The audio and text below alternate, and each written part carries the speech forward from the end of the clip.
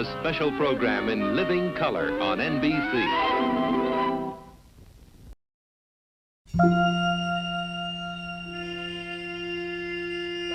Captain's log, stardate... who gives a crap anymore? The past couple of weeks, things have started to look incredibly bleak, and things around the ship have gotten a bit... dark.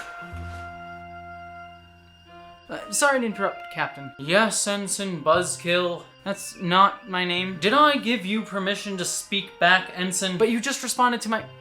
You know what? Forget I even said anything. You know, I just wanted to ask if we could talk a bit. It's kind of getting depressing here in the silence. No, we can't possibly do that. We've gone dark now.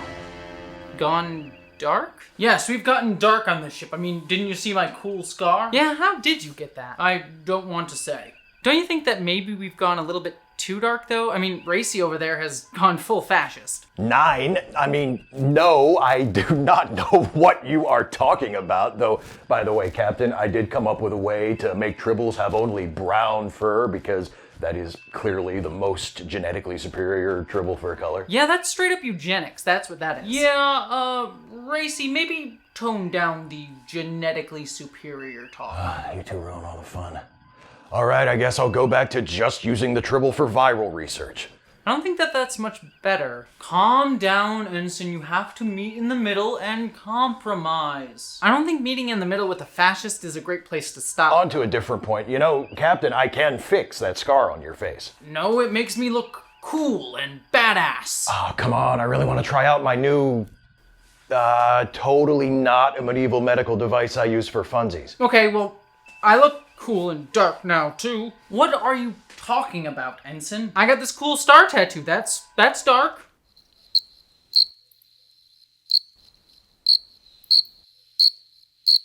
Okay, Ensign Cricket, I don't need your sass. God, I'm so miserable. How did it get this way?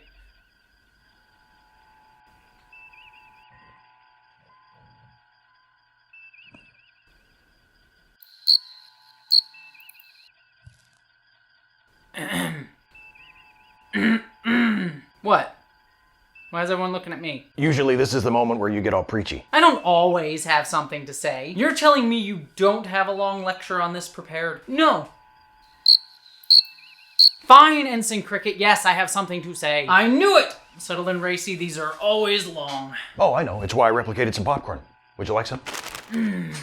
Thank you, Racy. It's good we're both definitely in the same room together. Indeed, you are definitely standing a few feet away from me in reach of the popcorn. Can I have some? No, you're all the way on the other side of the room, and I'm trying to social distance. That's not what that means. Sure it does. I'm trying to distance myself from socializing with you. I mean, social distancing is more about physical distancing? Shush, get on with the show. Fine. Okay, so let's talk about why... Wait, why are you looking that way? We're over here. Yeah, but this felt like the natural way to look when I'm giving a lecture. Also, the teleprompter's right there, so it makes things a little bit easier for me. Fourth wall break. Proceed. Let's talk about why Star Trek seems to have gotten so cynical. And it's all about Star Trek's evolving disillusionment with America. Star Trek premiered in the Earth year 1966, and as TV folklore tells us, was easily one of the most progressive shows at the time it aired. First and foremost, it showed a positive future for humanity, a humanity that had moved beyond the petty squabbles of racism or politics to create an inclusive society that worked to better ourselves and move out into the stars together, all bound together by an ethos of infinite diversity in infinite combinations. Ah, the good old days. Yes, I long for the days when our ships were made out of cardboard. And half the time we walked into the turbolift doors because they didn't open. Yes, this was a positive show. Yet, one of the reasons that it was so revolutionary at the time was specifically because of the time in which it was made. You see, one of the reasons it was noted for being so progressive was the fact that it had a black woman and a man of Japanese descent on the bridge of the ship. These representations of simply including these people as characters involved in the future of humanity was powerful because in 1966, America, where Star Trek was created, was still deeply embroiled in the civil rights movement, with Black Americans striving to have equal rights in the United States. So seeing a black woman on the bridge and saying that she got to be part of humanity's future, that we had moved beyond the issues being discussed in the civil rights movement, was revolutionary. Similarly, only 20 years before Star Trek aired during World War II, America had placed many Japanese Americans, including Sulu actor George Takei, into internment camps, simply due to their having Japanese ethnicity, as Japan was one of America's main enemies during World War II. This was horrid racism and scapegoating that deeply harmed that community. So again, saying that a Japanese American was an equal part of humanity's future was an important message for 1960s Americans to see on a primetime television show. But that was entirely the point. These specific messages were powerful specifically because of the era and politics during which Star Trek aired. Certainly, Star Trek's overall message of a future where humanity had moved beyond prejudice was timeless. Much of the show's messages were also directly of that time. This was made even more clear during Star Trek's more politically minded and didactic episodes, such as the second season episode A Private Little War, which aired in 1967. In the episode, Kirk and crew come across a planet where the Klingons are arming one side of a primitive pre-warp civilization by giving them rifles. Ignoring what Bones mentions as the Prime Directive, a policy of non-interference, Kirk decides to get involved and arm the other side of the conflict. As Bones mentions in the episode, this puts them on a slippery slope, and he's ultimately proved correct.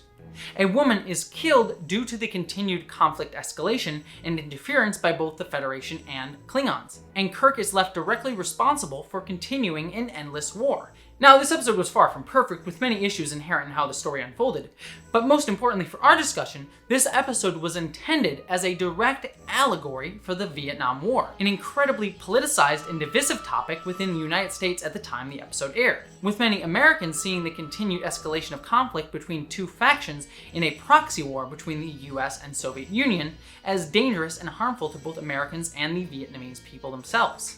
And you can see the direct allegory in A Private Little War, with Starfleet representing the United States and the Klingons representing the Soviet Union, and the planet that they were on representing Vietnam. And this type of direct political allegory was true of so many of Star Trek's episodes, from Let This Be Your Last Battlefield's overt discussion of racism in the United States, to A Taste of Armageddon's look at the politics of war in general. All of these stories were meant to address prescient political issues of 1960s America. And much of the trappings and world of Star Trek as a whole was created in order to expressly deal with these prescient issues. The Prime Directive, for example, the idea of non-interference in less developed societies, is a clear example of this, often used, like in A Private Little War, to critique America's interventionist tendencies during the Cold War and its colonialist past and present policies at the time. Ah, yes, I love the Prime Directive. Thou shalt not interfere in a less developed civilization unless you want something from them, like their oil, or their women, or their fountain of youth type radiation gas. Actually, hold on to that idea because we'll be coming back to that. Did I do a foreshadowing? Shh, Racy. Just eat the popcorn. They're on a roll now. Ooh. So in many ways, while Star Trek did have a forward-thinking view of humanity, it was also directly mired in 1960s politics and situations, and much of the ethos and ideas that Starfleet and the Federation were based on were meant to directly handle the politics of America at the time Star Trek aired. So when Star Trek came back to television a few decades later, this tendency to focus on prescient political allegories was continued within the storytelling itself. Star Trek The Next Generation, for example, did episodes like The Outcast, which dealt with the fight for gay rights during the 1980s and 90s in America, or Chain of Command, which introduced the Maquis and discussed issues of terrorism and torture that were main topics in America at the time. Deep Space Nine did episodes like Past Tense, focusing on the issue of homelessness, which was dramatically increasing in US cities where property values were increasing, like in San Francisco, which was the direct city they used in the episode Past Tense. Star Trek Voyager did Workforce, which focused on unsafe working conditions, and Star Trek Enterprise, which aired in the early 2000s, did an entire season that was essentially an allegory for post-9/11 American anxieties and America's decision to invade the Middle East after that horrific act of terrorism. Star Trek was always a reflection of the era of politics in which it was being written. It is directly tied to the era in which each show aired. That was always the ethos and intention that guided the series. Get your politics out of my Star Trek or I'll stuff this tribble down your throat, you SJW. Racy, calm down. Have more popcorn. The ensign is right. Star Trek has always been political, but even when it's tried to be political, it's tried to show a humanity that has always been optimistic and forward-thinking. What? Why do shows like Star Trek Discovery and Picard in the modern era have to be so bleak and dark and cynical? Modern Star Trek has destroyed what made Star Trek unique. It's optimism. Well, I both agree and disagree with your assessment.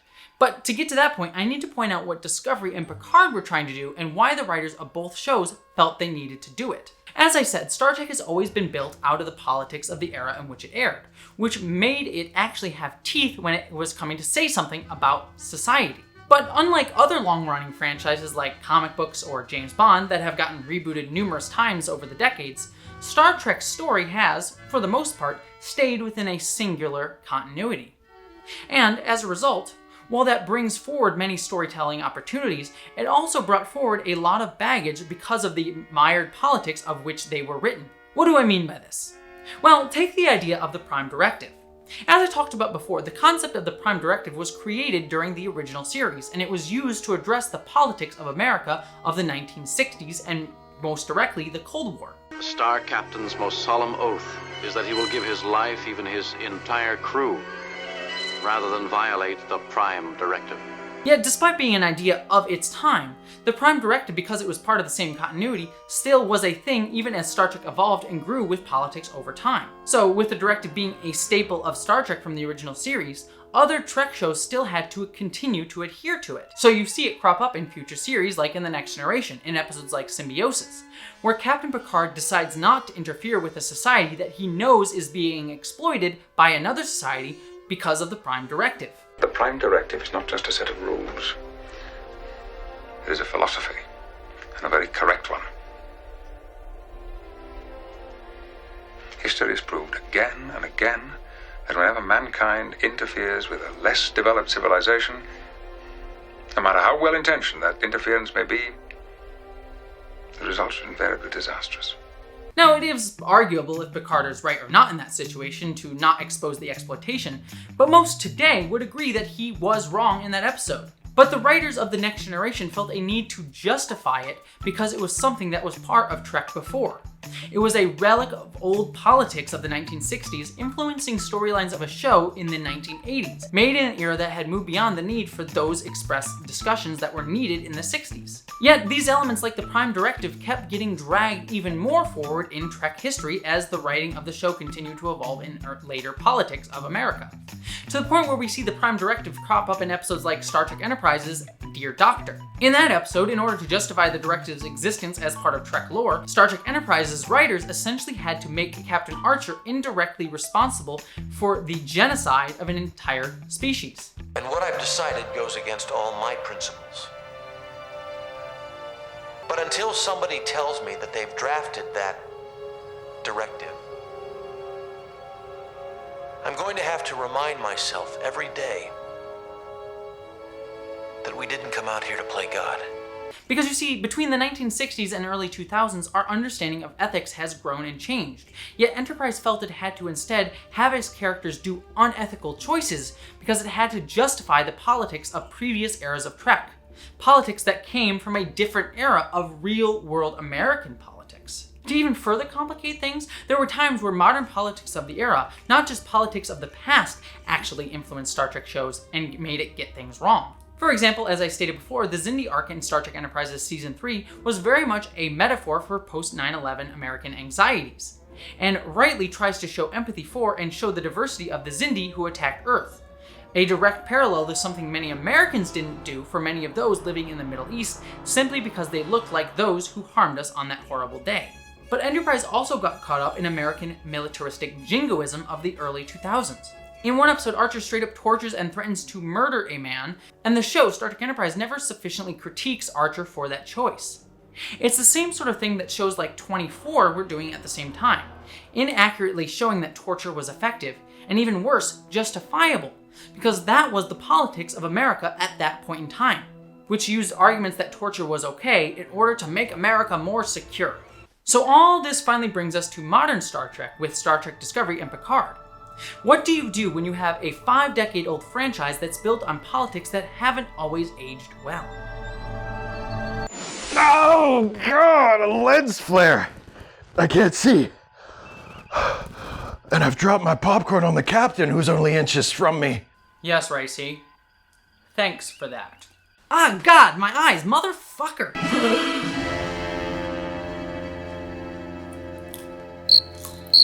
Ensign Cricket is right, you can't swear on the bridge. What are you talking about? Since when can I swear? Since ever, you can't swear on a Federation vessel.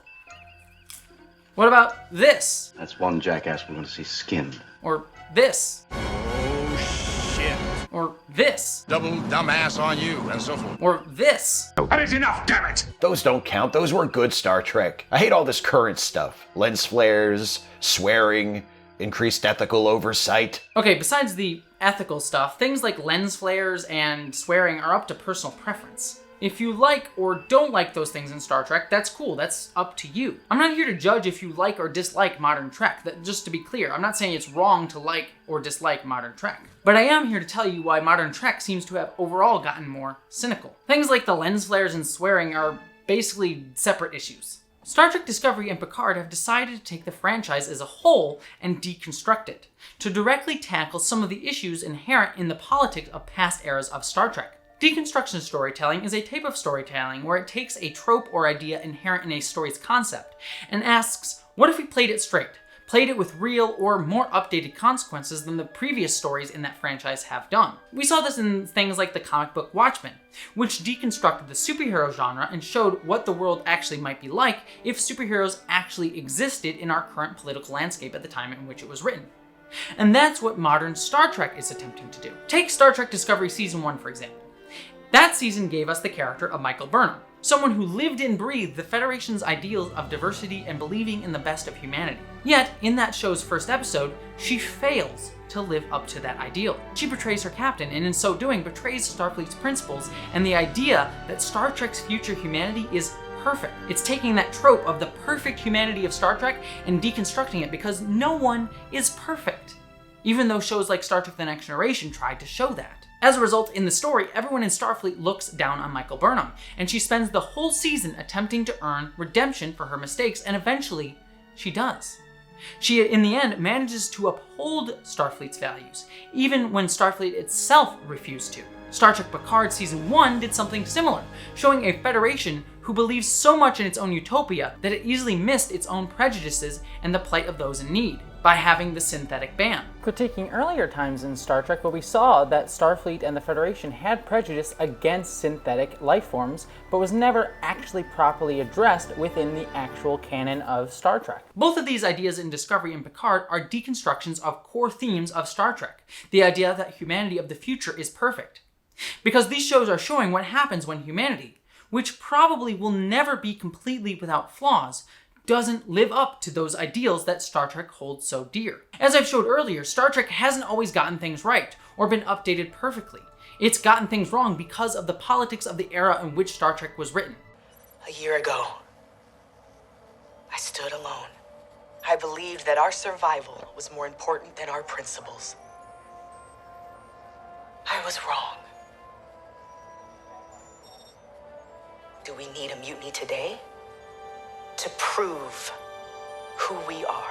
So by deconstructing Star Trek as a whole, it is allowing us to show the cracks that have always existed and managed to grow bigger as Star Trek has grown as a franchise. Excuse me, one second. Captain, it looks like we're getting a hail from the USS Orville? Oh, the Orville! I love the Orville! Put them on screen, they're just the breath of fresh air that we need right now. What is this, a crossover episode? God, is he always this chipper? Shh, buzzkill!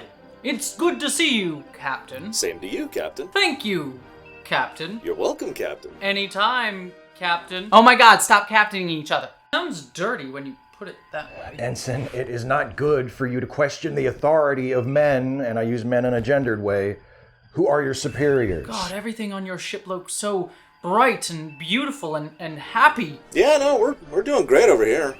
Everyone's happy, no one's depressed, nobody has any weird scars. Or star tattoos? Or that, I think. Look, I get that modern Trek is a deconstruction of Star Trek, but why does it have to do that? I mean, look at the Orville. It managed to update Star Trek in a bright and optimistic way. Without any lens flares, mind you. And I bet their medical bay has so many fun tools I could use to prod people with. Oh, yeah, no. Earlier today we figured out how to make tribbles taste like chicken. They're delicious. Captain, can I request a transfer? No, Racy, you're stuck with me. But the point still stands. Why did modern Trek have to get so dark? Why couldn't it have done things more optimistically and still update Star Trek like the Orville? Well, that's because the Orville hasn't really updated Star Trek at all, has it? I mean, I like the Orville, and it's a fun and enjoyable show, and one that I think has gotten better over its 2 seasons. Yet it is a show that is overtly riffing on the same ideals and concepts of Star Trek The Next Generation. But it is honestly regressive in that it shows no desire to really update or challenge the concepts of that show. Look at the episode of The Orville called About a Girl, which is certainly trying to do a salient discussion of women's rights and transgender issues, but just muddles the message so much that it mixes up women's, transgender, and intersex issues that it's hard to tell what the episode is actually trying to say besides, oppression is bad. Or take the episode of The Orville called Deflectors, which was overtly about gay rights and oppression. The episode is good, but its message is so outdated that it literally expressly evokes the 1920s in that episode because that's the era of politics that the episode is critiquing. That episode of The Orville isn't saying anything prescient about gay rights today in the era of the 2000s in which it aired. It's saying something that is basically out of 1990s politics. These episodes of The Orville aren't really messages that speak directly to today, but are often on issues that we have moved beyond, or at least the discussion about has moved beyond. Because that's the type of storytelling that Star Trek The Next Generation enabled. Now, The Orville has had some prescient political issues, but on a whole, as a series, it sometimes feels stale and outdated. Star Trek Discovery and Picard, in contrast, haven't always been perfect. In fact, I'd even argue they consistently make more mistakes in their storytelling than The Orville does. But that's because they are trying to do something different, and they are trying to deconstruct Star Trek in order to build it back up, to try to build something new out of what they tear down, because that is the goal of deconstructive storytelling. After comics like Watchmen or The Dark Knight Returns, which deconstructed the superhero genre in comic books, comics couldn't just go back to the golden age of comic books, because the messages and tropes of that era did not speak to the era in which they were now being written. Things like Watchmen and The Dark Knight Returns showed that these tropes had become outdated. Similarly, Star Trek as it was a great show, and it's something that I still cherish. But it's not something that works perfectly in today's era. I mean, there is a reason why the franchise nearly died after Voyager and Enterprise, because the storytelling was just doing the same thing over and over and over again, just lather, rinse, and repeat. Star Trek needs to grow and evolve, and part of that process of growing is being able to see what it's gotten right over the years and what we need to keep and what is inherently a good thing in the franchise, and question what it's gotten wrong and needs to be gotten rid of. Only by doing that can Star Trek survive for another 50 years. Sure, Star Trek Discovery and Picard's more cynical look at Federation and Starfleet ideals are part of those growing pains, but they are necessary parts of the process for both the writers and us as fans, and part of the growing of a franchise. Because you see, deconstructive storytelling is also constructive. It shows us what parts of Star Trek can be gotten rid of and what messages we still need to hear. And I think we're already seeing that with characters like Captain Pike on Star Trek Discovery, and soon to have his own show. Captain Pike was a character who almost very literally evoked previous eras of Star Trek. He was bright, optimistic, and held on to values of diversity and optimism. Yet he also eschewed some of the issues that plagued previous versions of Captain-like characters in Star Trek. For example, Pike showed a version of positive masculinity. He was confident, strong, collaborative, and empathetic, and listened to his subordinates, but knew when to take charge. This stands in contrast to characters like Kirk, who back in the original series often had to demean or romance women in order to affirm his command and masculinity. Pike in Discovery was never diminished by the accomplishments of women around him. This, along with many other reasons, is why Pike was so perfect. Because he deconstructed what was wrong with many things in previous eras of Star Trek, but simultaneously reaffirmed the core of what we loved and still needs to be said with Star Trek. Yet Pike was a character we could have only gotten because of all the deconstructive work that Star Trek as a franchise had done previously. Taking Star Trek apart to see what we could rebuild and keep out of it. And also, by the way, this isn't the first time Star Trek as a franchise has done this. A lot of the same issues of deconstruction and apparent cynicism was already done by Deep Space Nine. We could maybe argue that Discovery or Picard's storytelling isn't as strong as Deep Space Nine, or that there are many elements of modern Trek that you don't like, such as swearing or serialized storytelling or lens flares. That all comes with regular critique. And I would never argue that Picard or Discovery are perfect, but I think the overall deconstruction of Star Trek is a necessary part of keeping the franchise alive. If Star Trek didn't have anything left to say, I would say we shouldn't have any more Star Trek. But it does still have something to say, and we still need to hear it. There's a reason why, still to this day, a show from the 1960s still resonates with us. Because its ideas of infinite diversity and infinite combinations still matter and need to be heard. But in order for that message, that true core of Star Trek, to survive, some of its more outdated messages need to fall by the wayside, to grow up with the times. Wow. Are all your ensigns this annoying? No, just this one. I do like Ensign Cricket. Yes, Ensign Cricket is one of the best that Starfleet has to offer. Clearly, crickets are superior to humans in every way. You know, I could genetically engineer crickets that could also make popcorn. Thanks, guys. I really felt heard. Oh, and by the way... Oh, my eyes! My totally not mirror universe eyes! God, give us a warning. Everything is so bright again. Yes, and I feel distinctly less certain about the genetic superiority of one tribble fur color over another. Yeah, it turns out while I was talking, I learned that the only reason that it's been so dark here on this bridge is because I forgot to turn on the lights earlier. So you're telling me we sat through all your complaining just because you forgot to turn on a light? Looks like it. Sorry, sir. Oh, you're so funny, Ensign Cricket.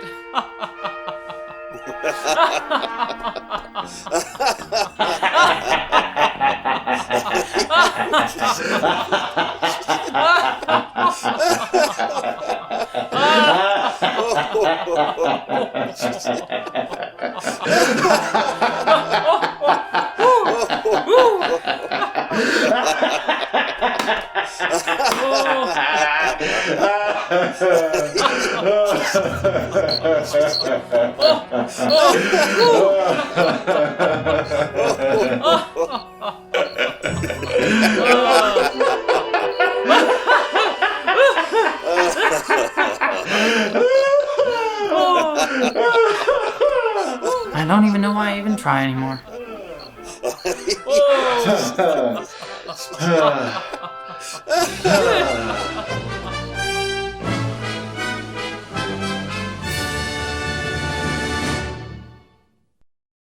Alright everybody, thank you so much for watching this video. I hope you enjoyed it. Don't forget to subscribe to this channel for more discussions on Star Trek and politics and social issues and all that fun stuff in geek culture. That's all right here on the Jesse Gender channel. Also, I want to expressly thank a few people that were involved in this video. First off, and most obviously, Steve Shives and Lorerunner. Steve Shives, who played Dr. Racy, not Captain, I'm the Captain. Dr. Racy in this video is a wonderful YouTuber if you don't know him, though you probably already do if you're subscribed to my channel. But he does a bunch of political and social justice issues discussions over on his channel, as well as, of course, a lot of Star Trek talk as well. So you can go check out him, and thank you again, Steve, for being a part of this video. It's always fun to collaborate with you. And then someone else that I got to collaborate with on this video that I'm so excited decided to do this little bit part for me was Lorerunner, as I said. Lorerunner is another wonderful YouTuber, does wonderful ruminations and discussions and Twitch streams of video games and movies and all that fun stuff over on his channel Lorerunner, again on YouTube and Twitch. I absolutely adore his ruminations on everything from Star Trek to video games, all that stuff. He has some brilliant insight to the writing process and behind the scenes of a bunch of your favorite movies and TV shows, and of course Star Trek in general, so please go check out Lorerunner. And also one last person to thank in this video, and that would be Mecha Moira, who is a freelance artist that I met on Twitter, who helped create Ensign Cricket. Yes, that wonderful photoshopped image of Ensign Cricket that I used in this video was created by Mecha Moira, so please go check them out. I put their Twitter handle as well as their freelance artist website down in the doobly-doo, so thank you so much for doing that. I greatly appreciate it, and let's just be honest, they did a fantastic job. Ensign Cricket looks greater than my wildest dreams when I wrote him as a character, so it was just wonderful, and thank you so much. Last little bit of housekeeping, don't forget, speaking of Lorerunner, I do a podcast with Lorerunner and Lore Reloaded, a Star Trek RPG comedy podcast that gets a little bit PG-13, a little bit R sometimes, but it's called Star Trek Behind the Lines, and you can find that on podcast feeds, and also we do it live every Sunday over on Lore Reloaded's channel, so please check that out. I also do another podcast with Council of Geeks, who is another wonderful geek LGBTQ YouTuber, and that podcast is called What the Frell, where we do a weekly rewatch of every episode of Farscape, and that is a ton of fun to do. And then don't forget to leave some comments down below so you can help me in the algorithm. And also, I want to really hear your thoughts on this episode. And then the final thing, of course, is I have a Patreon. Really, if you help me out over on Patreon, it really helps me do more cool things, helps me get cool uniforms like this, and really helps me up the value of these videos and get to do more of these videos and hopefully do it full time one day. So if you want to really support me and what I do here, Patreon is 100% the best place to do it. But regardless of all that stuff, whether you subscribe, comment, or give to my Patreon, I'm just glad that you stopped by, and I hope that you, as always, live long and prosper. Thank you so much to all of my patrons, and a special thank you to Piston Twisted Garage, Ashley Allen Bokikio, Miranda Janelle, Eli Bergmas, Ashlyn Solstice, Christina Dalliance, Greg Gillum, Munir Amlani, Boyd and Mary Beth Earl, Wayne Twitchell, Alexander Miller, Ish the Mad, Buttoneer, Randy Thompson, Mouse Pounder, Jemshin, Susan Banks, Wellington Marcus, Lorena Mesa, Mari Neckar, John Stell, Gavin Robinson, Michael Beam, William Stewart, Jason Knott, Maeve, Stephen Clinard, Zach Cody, Subraxis, Wen Dizzle Bizzle, Dante St. James, Gretchen Badger, Polly Mina, Din Hagney, and Bree Beecher. Thank you so much to all of you. I could not do this without you, and I hope that you, as always, live long and prosper.